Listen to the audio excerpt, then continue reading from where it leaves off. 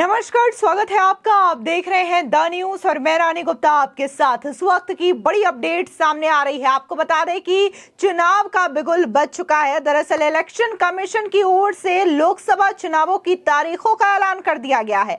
आपको बता दें कि लोकतंत्र का यह महापर्व 7 चरणों में होगा। बकायदा 19 अप्रैल से पहले चरण की शुरुआत होगी, जो कि 1 जून तक चलेगा। इसी के साथ ही आपको बता दें कि 4 जून को वोटों की गिनती होगी, जिसके बाद यह सुनिश्चित हो जाएगा कि इस बार किसकी सरकार बनेगी। लेकिन वहीं दूसरी ओर देखने को मिल रहा है कि चुनावों की तारीखों के ऐलान के बाद से ही लगातार कई सारी पार्टियों में भगदड़ मचती हुई नजर आ रही है और बीजेपी का कुनबा और भी ज्यादा मजबूत हो रहा है। फिर चाहे हम तेलंगाना की बात करें या फिर राजस्थान की बात करें, ऐसे कई सारे राज्य हैं जहां पर कांग्रेस समेत कई सारी राजनीतिक पार्टियों के दिग्गज नेता बीजेपी में शामिल होते हुए नजर आ रहे हैं। बता दें कि चेन्नई में तमिलनाडु बीजेपी अध्यक्ष के अन्नामलई की मौजूदगी में विभिन्न राजनीतिक दलों के नेता बीजेपी में शामिल हुए हैं। तो वहीं राजस्थान में आज कांग्रेस के 18 से ज्यादा नेताओं सहित करीब 35 लोगों ने बीजेपी ज्वाइन की है। बता दें कि जयपुर में सीपी जोशी ने बकायदा सभी को पार्टी की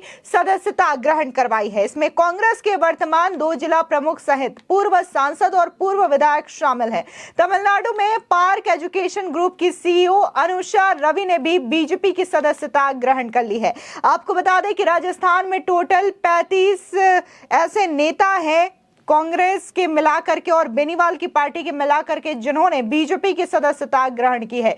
इस बीच कांग्रेस और हनुमान बेनीवाल की पार्टी राष्ट्रीय लोकतांत्रिक पार्टी के गठबंधन की उम्मीदें और भी कम हो गई है। हालांकि बेनीवाल के करीबी नेता उम्मेदा राम बेनीवाल ने आज कांग्रेस की सदस्यता ग्रहण कर ली है। उम्मेदा राम को पार्टी बाड़मेर से उम्मीदवार बना सकती है। आज बीजेपी ज्वाइन करने वाले नेताओं में कांग्रेस के पूर्व सांसद डॉक्टर करण सिंह यादव भी हैं। उन्होंने कहा है कि कांग्रेस पार्टी की स्थिति निराशाजनक है। शीर्ष नेतृत्व नशे में है। प्रदेश नेतृत्व में फैसला लेने की शक्ति नहीं है, इसीलिए हमने बीजेपी ज्वाइन की है। सभी लोग आज भगवा झंडे लिए ललायित हैं। हम 400 पार सीट का सपना पूरा करेंगे और राजस्थान की सभी 25 सीटें जीतेंगे।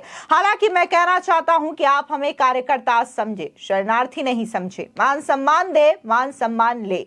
यादव के अलावा पूर्व विधायक परम नवदीप सिंह, पूर्व निर्दलीय विधायक सुरेश टांग, जिला प्रमुख सुशील कंवर पालड़ा, कांग्रेस से चूरू विधानसभा के पूर्व प्रत्याशी प्रताप पुनिया, अलवर जिला प्रमुख बलवीर छिल्लर, पूर्व विधायक पुरखराज गर्ग शामिल हैं। बता दें कि बाड़मेर के बायतू से 2 बार विधानसभा चुनाव लड़े उम्मेदा राम बेनीवाल ने राष्ट्रीय लोकतांत्रिक पार्टी से इस्तीफा दे दिया। उन्होंने आज पीसीसी चीफ गोविंद सिंह डोटासरा की मौजूदगी में कांग्रेस ज्वाइन कर ली है।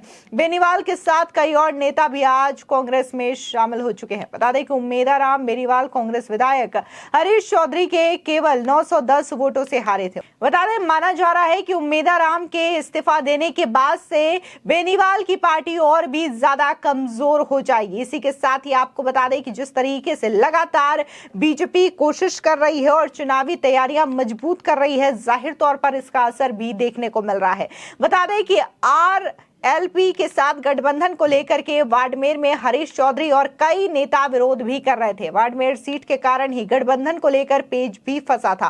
कांग्रेस ने बाड़मेर में आरएलपी से गठबंधन करने की जगह उनके लोकसभा उम्मीदवार को ही कांग्रेस में शामिल कर लिया। एक रणनीति के तहत ऐसा किया गया है। बता दें कि बीजेपी में आने वाले कांग्रेस नेताओं का राजधानी जयपुर में स्थित पार्टी के प्रदेश मुख्यालय पर प्रदेश अध्यक्ष सीपी जोशी और राजेंद्र राठौड़ तथा पूर्व प्रदेश अध्यक्ष अरुण चतुर्वेदी ने दुपट्टा पहना करके स्वागत किया है। वहीं कांग्रेस में शामिल होने वाले उम्मेदा राम को प्रदेश कांग्रेस कमेटी के कार्यालय में उनको सदस्यता ग्रहण करवाई गई है। आपको बता दें कि लोकसभा चुनावों की तारीखों का ऐलान हो चुका है और जिस तरीके से पहले से ही देखने को मिल रहा है कि कैसे पार्टियों में लगातार भगदड़ मची हुई है, दल बदल का सिलसिला लगातार जारी है और इस बीच कई सारे कांग्रेस के दिग्गज नेता हैं जो कि बीजेपी का दामन थाम रहे हैं। कहीं ना कहीं जिस तरीके से यहाँ पर बार बार बीजेपी की ओर से ये कहा जा रहा है कि अब की बार 400 पार, तो जो नेता कांग्रेस छोड़ करके बीजेपी में शामिल हो रहे हैं वो भी यही नारा लगाते हुए नजर आ रहे हैं।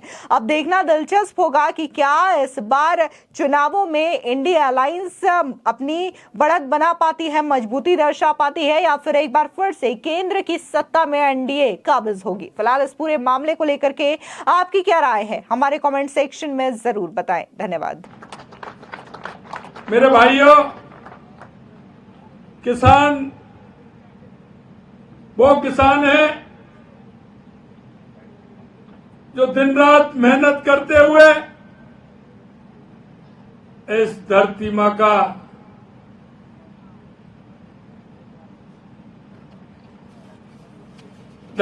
का सीना चीरते हुए अपनी मेहनत से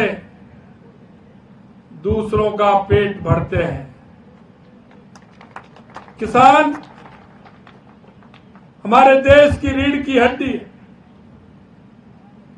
किसान हमारे अर्थतंत्र की हड्डी है। मैं आज याद करना चाहता हूं चौधरी चरण सिंह जी को,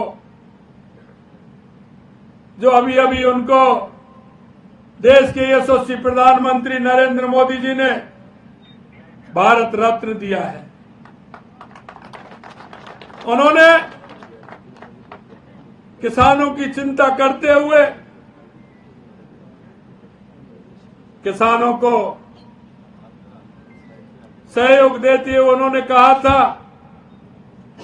कि जब तक प्रदेश में और देश में किसान से हुआ निकला किसान का व्यक्ति, किसान का बेटा जब तक ऊपर नहीं पहुंचेगा, किसान की समस्या को नहीं समझ पाएगा। यह माननीय चौधरी चरण सिंह जी ने कहा था। मित्रों, में उस टाइम वो कहते थे, लोगों के मन में यह भाव आता था, लेकिन मैं आज आपसे कहना चाहता हूं, उस गरीबी से और गरीब किसान से निकल करके देश के यशस्वी प्रधानमंत्री नरेंद्र मोदी जी ने, जो चौधरी चरण सिंह जी ने जो वक्तव्य दिया था, उसको पूरा करने का काम अगर किसी ने किया है तो देश के यशस्वी प्रधानमंत्री नरेंद्र मोदी जी ने किया है। आज वो किसानों की समस्या जानते, गरीब की समस्या जानते, उन्होंने गरीबी को देखा है, उन्होंने गरीबी को परखा है। वो देखते हैं, उनको पता है कि मुर्गी के लिए तो तकुआ का घाव भी बहुत बड़ा होता है। उन्होंने किसान की थोड़ा भी अगर सहयोग हो जाए तो किसान के लिए भी बहुत बड़ा सहयोग होता है।